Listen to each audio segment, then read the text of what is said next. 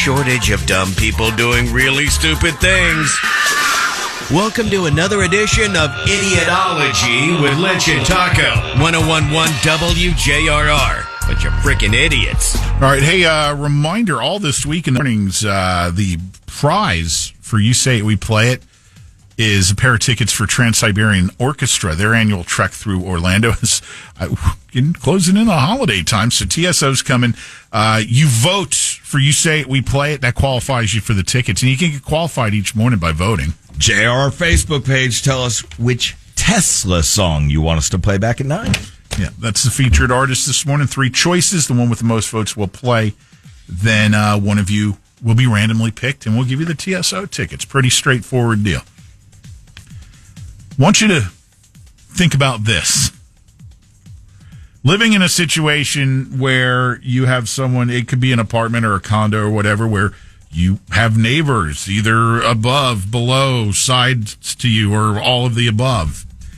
And having one of those neighbors access your place while you weren't there. Okay? This a little bit different access, though. This in Calgary, up in Canada, police responded to reports of a breaking and entering at this home or high-rise, or I'm not quite sure what the setup is. You got a guy living in a basement apartment, okay? Yeah. Above them is another unit or home. It's not quite sure what this is. The dude living in this basement apartment tunneled up and into the unit above through access through a fireplace opening or something, blows out this big hole, and then got in the apartment and created a bunch of havoc. They don't think anything has been stolen, but it's like almost like we just did this to, harass and intimidate you type deal. You're going to know that it was the person below you because of the big hole in the floor. God. So they did basically Shawshank Redemption style. That one of those numbers. I was picturing when you before you got into the story at all and you said, picture if it's your side neighbor or whatever, I pictured apartment or condo where your units are next to each other and the person scaling around the walls to go on your back porch. God. We've seen that in movies. It's always the escape route there. That's what you got to do when you're... And then you go down that fire ladder. Or the fire escape ladder, or if that doesn't exist, if you're not in a situation where there's one of those, the drain pipe always works. Yeah. You shimmy down the drain pipe. And then a lot of times it'll come ajar, and the person's hanging out in the air. We watch a lot of TV on this program. How much time do you have on your hands that you're tunneling up to and into your neighbor's dwelling? Yeah. Come on. Loser. You never know who's living next door to you sometimes. Yep. I mean, and with the cost of, rent and mortgages, it's understandable that you can have multiple people living. Perhaps. Like, remember when my brother was going to the San Francisco Art Institute and he lived at the commune almost, I guess you'd call it. It was like 8 hostile. people. Yeah. No, but it was 8 people all rented this big house, and they just ran out like a room. Yeah. Remember, it was all the vegans, and he cooked. His buddy was a chef out there and used beef bouillon and didn't think about it for a bunch of vegans. Without even realizing it, Taco Bob, you set me up for this next story by mentioning a couple of things: chef and San Francisco, both of which are in this next story. What are the chances? I want you to try to maybe surmise what might be going on here. When you said chef, and I was waiting for Boyardee. No. I saw SpaghettiOs BOGO in the bin the other day. All right, give me the scenario. I'm ready. A San Francisco chef is suspected of robbing 3 banks in one day. Okay. I know that it's a cutthroat business in the restaurant business, especially when you've got a high rent district like the San Francisco area. Mm-hmm. And I'm thinking this may be a sure sign that his place or places, in this case, might have some financial difficulties if he's robbing 3 banks in one day. Did he use his chef knife?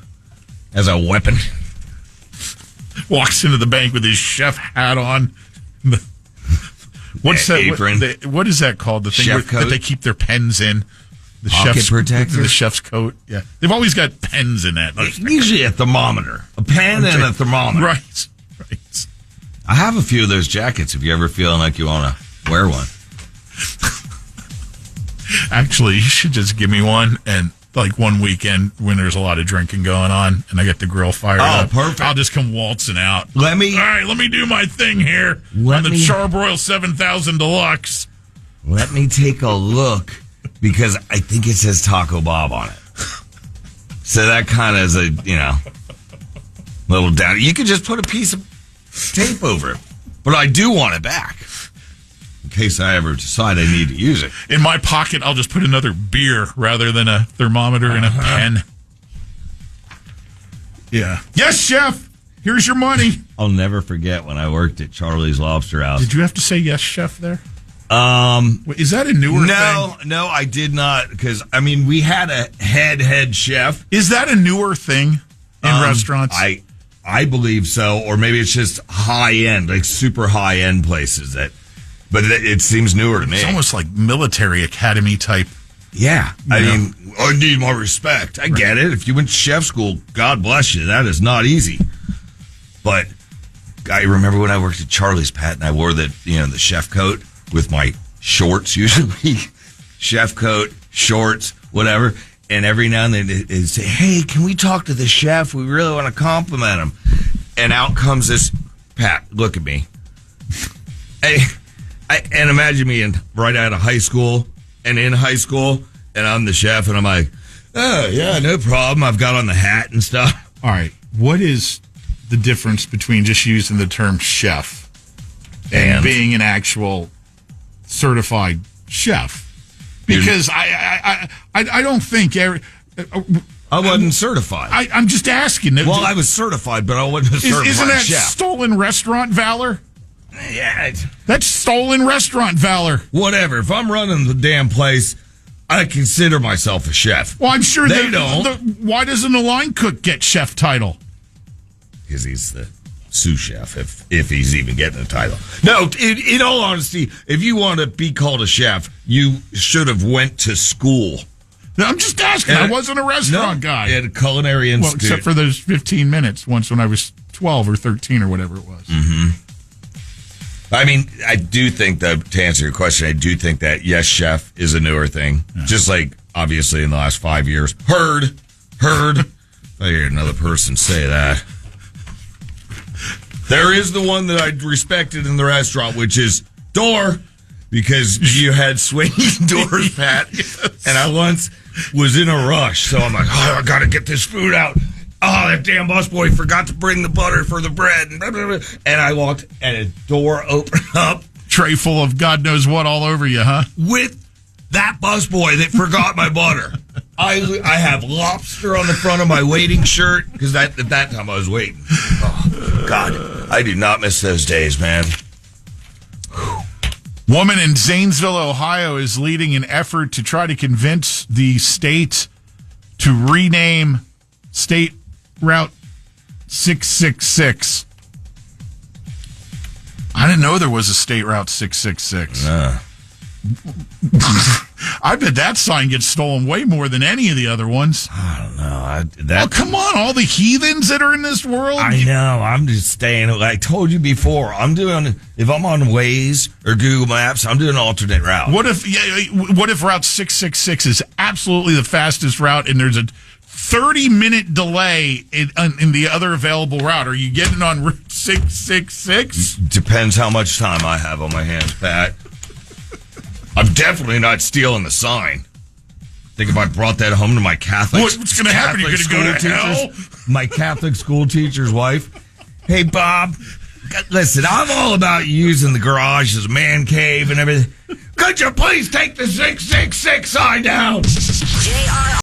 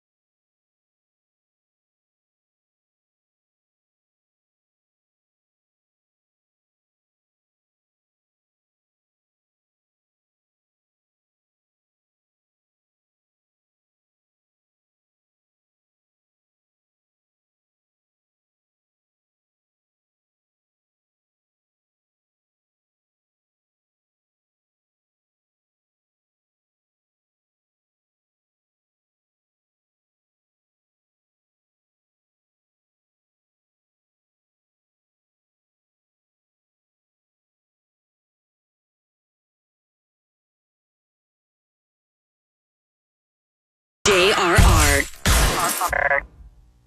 Welcome to